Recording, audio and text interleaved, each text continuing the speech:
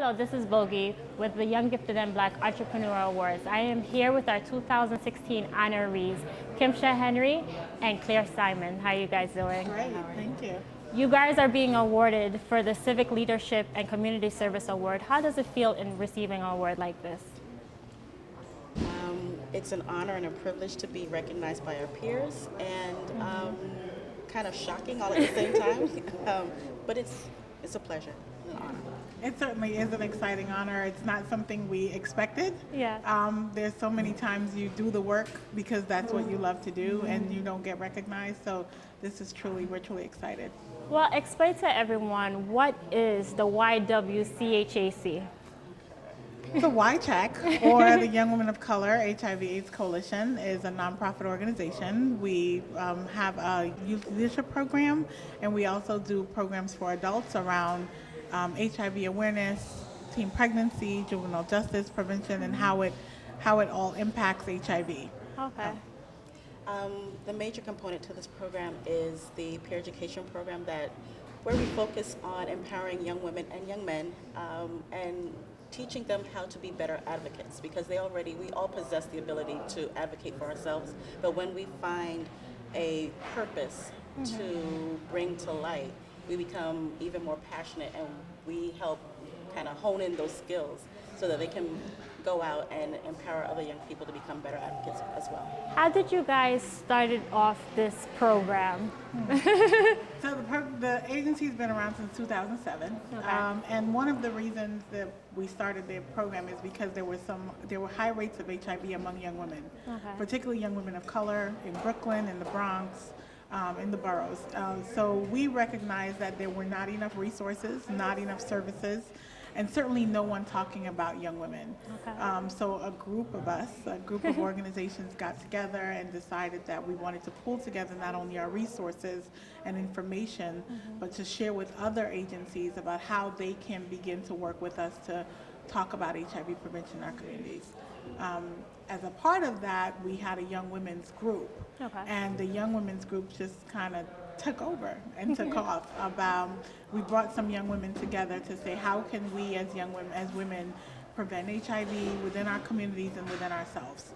And that's how it started. And now we have chapters on college campuses. We have young people who've been through our program. We've trained over 500 young people through our Summer Advocacy Institute around HIV, and like Kymsha said, advocating for yourself in your life.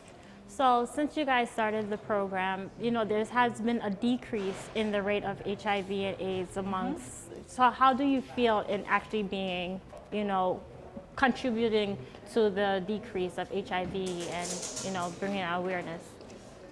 We are very happy that there's a decrease, very, very happy. However, when you look at the larger population and how it actually affects communities of colors, we're still high in numbers. So nationally, it's wonderful. Locally, we're still the same. Yeah. So it's still a battle for us to empower young people to learn about their bodies, to learn how to better take care of themselves and their friends and their families and their communities.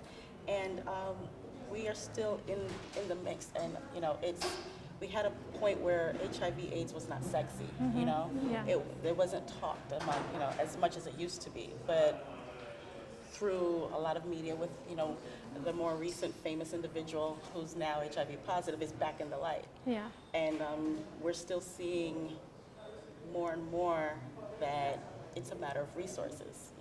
He was able to get the things that he needed to become, quote unquote, HIV stable, or he's in treatment.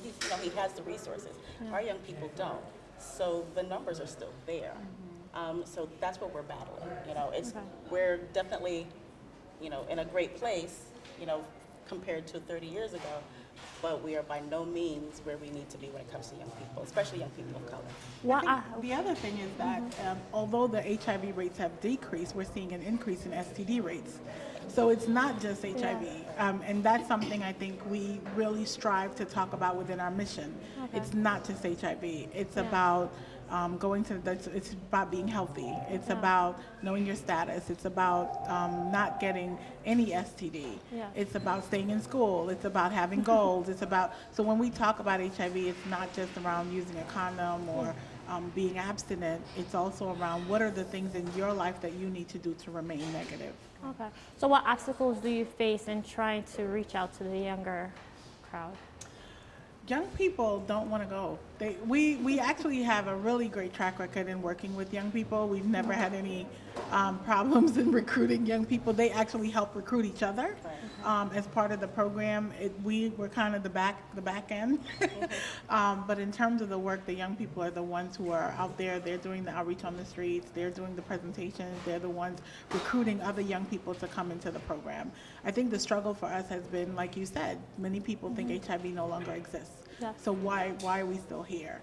And we recognize that we are still here because we do still have HIV in our communities, and there are many other issues that our young people face, everything from job readiness to interviewing skills. So the program really focuses on life skills, including HIV, and that's part of the work of the organization. What different programs do you do throughout the year to get, the younger crowd involved in? Wow.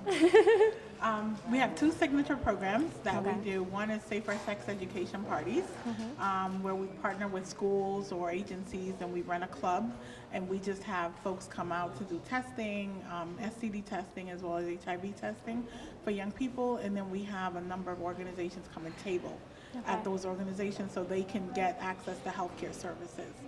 The other event, can you talk about The other event, we've had a very successful run with a youth-based film project where the young people select the films and the artists, and they are topical. So if it's let's say bullying, we have a film on bullying. We have a full-fledged, actor studio kind of format where you watch the film. The room's filled with other young people. The director, the actors, whoever is available, if they're under 25, they're in the audience, fielding questions, and the young people in our program, they go back and forth with the audience and the crew.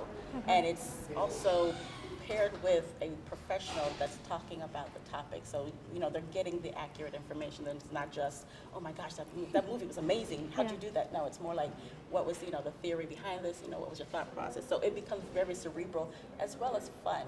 At the end of it, everybody has a good time. But, those are the messages.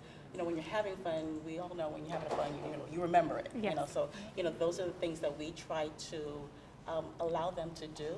And please understand, by no means do we make these things up. Okay. These things, these projects came to us from the young people that are in our program.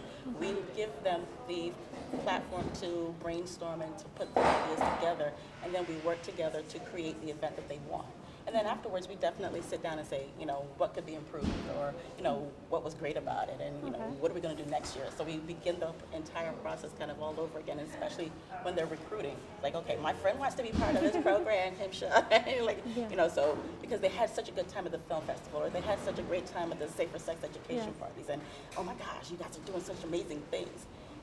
And the entire thing is, the entire program is really built on making sure that everyone who walks through the door knows just how valuable they are. Okay. Even if it means that, you get a hug and that's what you needed for the day, So we try to make sure that they're there to understand their power. If somebody wanted to join or be a part of this program, how could they do that? So they can go to the website. We tend to do recruitment in June. In the later part of the school year. The summer program happens in July and goes through August. And then the full year program starts in September. So you can go to the website, and we have young people from all 5 boroughs who have been a part of the program. We try to make sure that all boroughs are, including Staten Island, are connected, but we do have a lot of young people who come from Brooklyn and Queens, the Bronx, and Manhattan. And where's the central location for the program? So we have a couple different houses. We partner with a number of different organizations. Most of our meetings are held in Manhattan because it's centrally located, or in Brooklyn. But the young people, once they come in, they'll get the schedule, and then we partner with different programs for that.